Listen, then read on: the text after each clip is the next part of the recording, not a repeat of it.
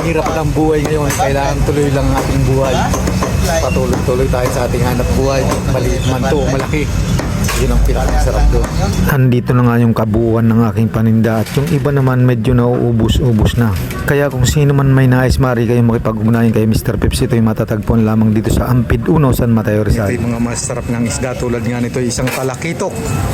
At mayroon din tayong tabyos o kaya dulong.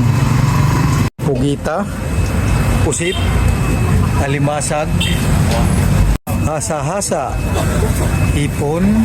Ito naman kung tawagin to'y talimago o kaya galunggong na babae, sapsap, yellowfin, tambakol, taong.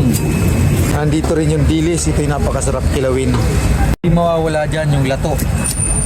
Masarap din sa kilaw yan. Kaya kung sino man may nais, maaari kayo makapag-ugnayan kay Mr. Peps. Ito'y mabibili nyo ng tamang halaga at tamang presyuhan nga pala. At bukod doon, sariwang-sariwa siya. Shoutout sa ating lahat. At muli, magandang umaga.